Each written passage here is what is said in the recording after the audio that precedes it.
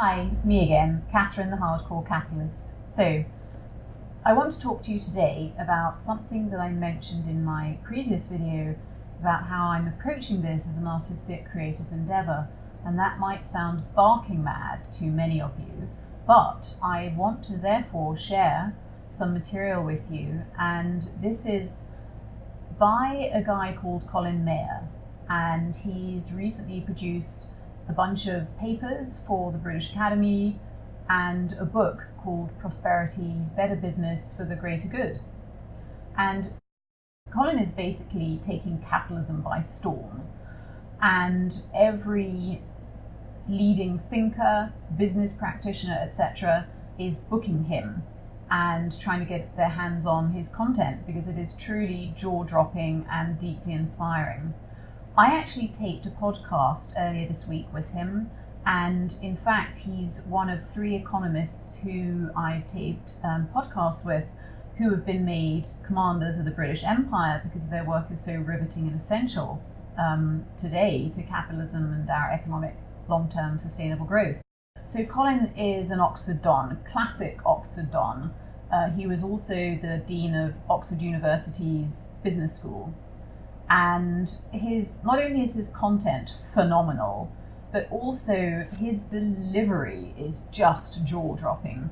And so, for example, when he spoke at the Columbia Law School event a couple of weeks ago, this was a room full of the most eminent lawyers in the land, and the first comment they all made was, "My God, this guy knows how to talk to a room full of people. It's just extraordinary. He doesn't talk. He orates as though he's giving Sir Laurence Olivier a run for his money. It's almost as though he's delivering his finest delivery of a wonderful Shakespearean soliloquy or something. Anyway, whatever. It's funny, and he's the quintessential British stiff upper lip, and yet he gets so impassioned about this and hot under the collar, and it's just really quite marvellous to watch and to listen to him. So for me, Colin's material is actually like a song. It has such incredible resonance because it's offering us a vision and the basis for that vision, which is steeped in phenomenal scholarship, about how capitalism isn't supposed to be like this. Capitalism is supposed to be much more effective. There's a much better version of capitalism, and it's one that lifts all of us up, that includes all of us, not just the few. But not only that, and by the way, thereby you attain higher growth and more sustainable growth. But not only that, this vision, for me, is so powerful because it's so clearly within our grasp. And so it's deeply inspiring. Now, many people would say, "Oh, Catherine, you have to be a shark and swim with the sharks. That's what business is all about." To which I say, absolute bunkum nonsense. What a cop-out. How weak. And so really what you're doing is letting others set your path. And it does take guts. It does take intelligence to say there's a higher path, there's a better path, and I'm going to damn well take it. That's what being badass is. So the content that I'm going to share in this little video is different to the content that I cover with Colin in the podcast. And the material I'm going to share with you now is, I've picked it out because it just gives you some context. So when I say, look, I'm creating this as an artistic creative endeavor, and for me it is about the mission, rehabilitating capitalism, rehumanizing capitalism, and thereby optimizing capitalism, making capitalism work for all, not just the few, reversing economic inequality. For me, it is the mission that matters. I am absolutely fervent, passionate about this mission, and quite frankly, I don't give a damn about spinning profits out of this thing. It's not what my concern is or what my interest is. And from a capitalist perspective, that's actually a perfectly appropriate approach. So his first theme is, he talks about how the corporation is actually several thousand years old.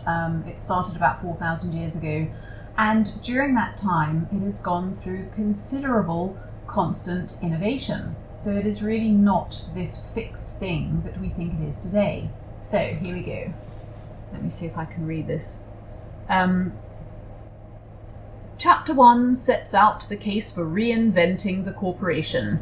Indeed, he talks about how the corporation is a revolving, living entity whose evolution has been going on for thousands of years. The corporation has gone through tremendous, ongoing innovation, morphing through 6 different ages so far in its history. Each age has been the source of profound development in economic and social conditions. The conceptualization of the corporation as a shareholder-motivated entity is a serious impediment to that innovation. The notion of the firm as a multifaceted organization that the law empowers and encourages to evolve in whatever way it sees fit liberates it to adopt the many different forms that we have observed it taking over time, and allows it to meet the changing needs and opportunities available to society.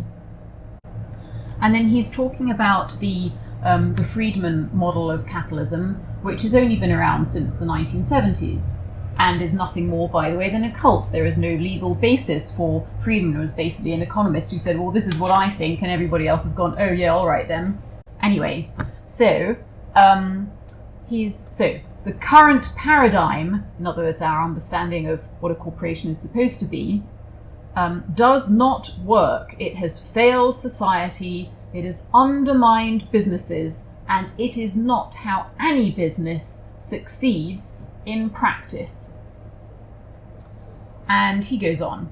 20 years of research on the relation between purpose and performance has focused on the wrong outcome. The measure of performance that has been used to date has been financial performance, for example, the stock market value of a company. This presumes that the purpose is to maximize financial returns. If instead the purpose of the company is its objective, then it is its success in the achievement of that purpose that should be its measure of its performance. A successful company is one that delivers on its purpose and in the process may or may not make much money and therefore may be more or less profitable than others. I'm going to go on now. He's talking about innovation. Innovation and invention involve the binding together of many different types of capital in a way in which financial capital on its own cannot capture. For one thing, financial capital is a small component of the total capital of the world. According to the 2018 UNESCO Inclusive Wealth Report, 59% of the world's wealth is accountable by human capital and 20% by natural capital. So at the very least then, focusing on financial capital misses a vast segment of the world's capital. But there is a more fundamental reason why the traditional concept of the corporation, capital and control are wrong. It cannot capture how the world evolves. Placing financial capital at the epicenter of businesses and economic systems is to elevate it to a position of importance that it cannot possibly command in the innovations that drive radical change. It is not just the mind of the financier that lies behind the most important innovations and inventions that have occurred, and it is not the pursuit of money alone that drives the minds of those who innovate and invent. Business studies and economics have failed to appreciate that the motivation of human is not, as traditional economics would lead us to believe, the pursuit of happiness or utility, but the creation and building of worthwhile endeavours. It is not simply pleasure, but the pleasure one derives from a fulfilling existence and the contribution that one makes to a bigger endeavour. We derive well-being from a sense of purpose, achievement and contribution. This is not a theory of socialism, nor mutualism, nor stakeholder capitalism.